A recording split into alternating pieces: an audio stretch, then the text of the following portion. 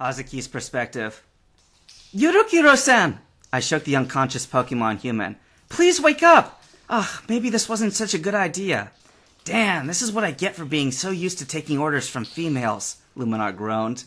Ashura had just finished dragging Riptide back to shore, and he was swimming out again to drag in our monster. The Golduck was conscious, groaning and stirring about. Hey, sorry about that, man. Luminar walked over and licked his face. Ugh, don't worry. I had a light screen activated, Riptide moaned. But you should worry about Night Slice. When he wakes up, the first thing he's gonna say is, Hazuki, I'm gonna kill you. Guys, check this out, Ashura called. He was dragging something big up to shore. I was too far away to see exactly what it was. I reached for the flashlight when Night Slice started coughing. Yurukiro-san, are you alright? I asked, kneeling down. Hazuki, I'm going to kill you, he growled angrily. Well, at least it worked out okay, didn't it? I asked, helping him to his feet. Okay is not the word I'd use for a near-death experience, he practically yelled. You're lucky I'm a Pokemon in human form, or else you could have shocked me to death. Sorry, I sighed. Guys, take a look, Luminar said excitedly. The 3 Pokemon had already gathered around our monster from the deep. I picked up the flashlight and shone it in their direction. A Lapras! Night Slice gasped, walking over. Wow! I ran over and knelt beside it. I read a lot about these fantastic water Pokemon, but this was my first time seeing one. It was unconscious now, but Ashura had his vines wrapped around its neck and upper body just in case. Not too tightly, though, for he didn't want to choke it to death. It's a male adult, Night Slice commented. Wonder what it's doing down here. Can I keep him, please? I asked, giving Night Slice a teary-eyed look. Well, since he did give the command that knocked it out, fine. He tossed me an empty Pokeball from his belt. The Lapras then stirred. He opened his eyes and looked up at me, holding the Pokeball. No! No! He screamed, panicked. Please, don't catch me! Please don't take me back there, please! I don't want to go back! Ashura struggled with all his might to restrain the Lapras. Go back where? Night Slice asked, surprised. The Lapras suddenly stopped struggling. You understand me? Yes, I do. You really understand me? Yes, really. But what? I don't believe it! The Lapras cried happily, jumping forward and knocking Night Slice over and licking his face. After all these years, someone actually understands me! Ow! Ow! I'm happy for you too, Night Slice moaned. But please, get off so you can explain yourself. Yes, what was that about not wanting to go back? I asked. To the lab, he said, cringing. Were you an experimental Pokemon or something? Night Slice asked, getting to his feet. I'm not really a Lapras, or even a Pokemon for that matter, he said. I'm human, like you. Or I was, anyway, a long time ago. A tear fell down onto my hand. I reached out and wiped his face. It was hard to believe, but he sincerely looked like he was telling the truth. Either that, or he was an exceptional actor. Will you explain, then? Night Slice asked, still playing cautious. My name's Kyle, he nodded sadly. I was a researcher working at a lab. It was a top-secret thing, and my job was just to collect test results. But my curiosity got the better of me, and I tried to hack into some files. It sounded an alarm, and the guards barged in, and I got shot. After that, I only remember being held inside glass tanks and such. Then I was somehow in the body of a Lapras. I kept crying out, but no one ever understood me. The memories were definitely very painful to him. He started sobbing at this point, and I put my arms around his head, trying to comfort him. This lab you were at, was it an undersea one? Night Slice queried. Yes, Kyle nodded, but I no longer remember where it was or what I was doing. But how did you get down here then? I asked. They performed all sorts of experiments on me, and they dumped me here. This is where I've been ever since. I only saw humans come down here a few times, but I scared them off in fear for myself, and they eventually stopped coming. I don't even know how long it's been. The last year I can remember is 1983. Geez, that's 15 years, give or take a few, I gasped. Has it really been that long? He asked. His failed attempt to put on a smile instantly made me regret my sentence. Undersea Lab, 1983, the year that Storm and I escaped, blowing it up behind us. Night Slice was talking to himself.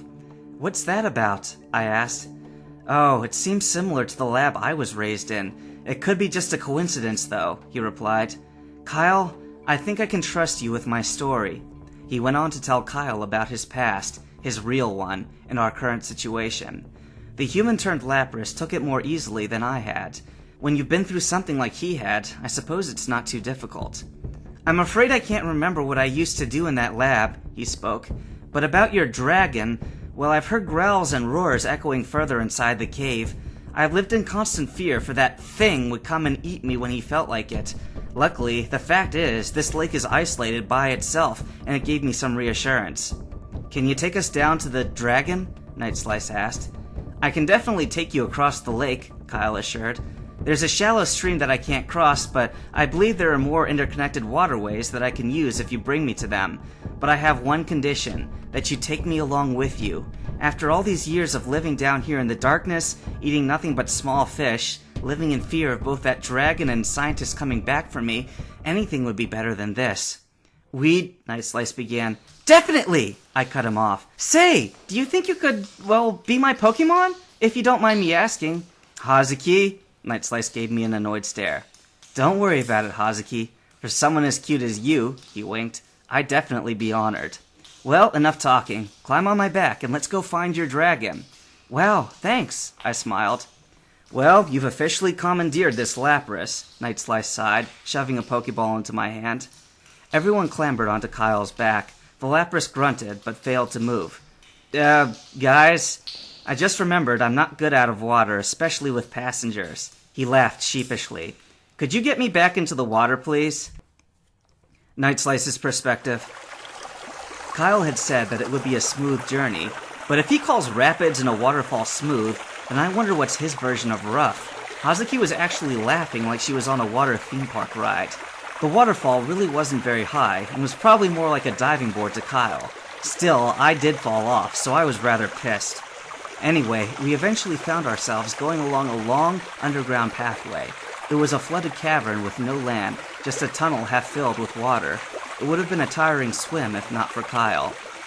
Geez, it's like this tunnel goes on forever, Hazuki commented. I don't think we're under Union Cave anymore. Let's see, we're headed in a slightly northwestern direction. I looked at the compass. Not sure if there's any significance, though. Don't ask me, guys. Kyle turned his head towards us. I really don't know this part either. Guys, can I ask what happens if we run into a whirlpool? Hazuki suddenly asked. We avoid it. Why? Kyle remarked. Great, 'cause there's one right in front of us! Kyle, get away from it! I yelled. We'd gotten too far caught up in our discussion to shine our flashlights in front of us. Damn, I think I already caught its pull! Kyle was suddenly jerked to the left, causing Riptide to fall off. I'm okay, he gasped. Don't think we can fight it. Just hold your breath and go with the flow. The Golduck's warning came not a moment too soon. Kyle was tipped over, shoving the rest of us off. Holding my breath, I grabbed onto Hazuki's shirt just as the force of the waterfall pulled us away. I closed my eyes, spinning off into darkness. Sabrina's perspective. I watched the Silph Company truck roll away from Saffron Gym, almost disappointed. I knew that someone from the company had been trying to kidnap me, but when I was evil, so to say, I'd simply killed any poor fool who tried that. There was no official proof that they were from Silph, but I sensed it. The attempt stopped after a while, after about the time I met the boy, Ash, who had got me to change and reunited me with my better half. Then Chris had come along. She seemed to have enough to do already, so I decided against adding my personal problems to hers. I was certainly no damsel in distress waiting for a handsome knight to show up from nowhere and rescue me. The recently deceased president had obviously not been in any power, having been played out by one of his subordinates. His death had definitely been set up, as was his son's, who they deemed guilty of killing his father.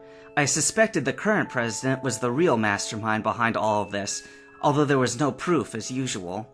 I had taken a chance while the previous president was alive and ordered a bunch of the new warp panels, hoping that they'd think that I'd let my guard down.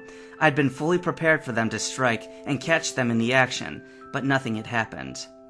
The workers sent, I sensed, were just a bunch of lowly grunts. My subordinates and I had checked almost 3 of them afterwards for radio bugs and traps, only to find none. They don't seem too worried about me at all. Looks like they've got something else in mind. The video phone beeped, and I picked it up. Yes, Koga, my phone isn't bugged. How may I help you? Same as always, the Fuchsia Gym leader laughed from the other end. But we have some business to discuss. An old friend of mine, Alkin, recently contacted me, and it has some relation to that vision you told me about, plus your good friend Night Slice. Koga went on to tell me what he'd learned from the Scyther-turned-human about Chris's disappearance, and then from Alkin about Team Rocket's and Silph's secret war in their Chimera project, the experiment to blend human and Pokemon DNA. Jade had apparently been targeted as a Chimera, putting him at risk. Unfortunately, even I can't contact any of them at this distance, I told him. Even if you could, we risk not only putting them in greater peril, but ourselves as well, Koga replied. So we have to provide aid in a more shadowed method.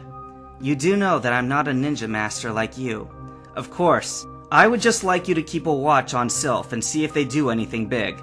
Besides, I've heard they've got a new building in Saffron as their headquarters since Chris and company blew it up. And it's 2 blocks away from the old one, while it's being rebuilt, I finished.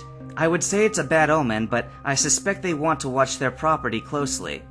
Meanwhile, I'm going to see if I can check up on Team Rocket, he said. It's a big job, so it may take a while, and while I'm at this, I believe there are a few other gym leaders I could trust with this, some even from Johto. I'll see if I can persuade them to help. So it's settled then, I nodded. Indeed. Good luck.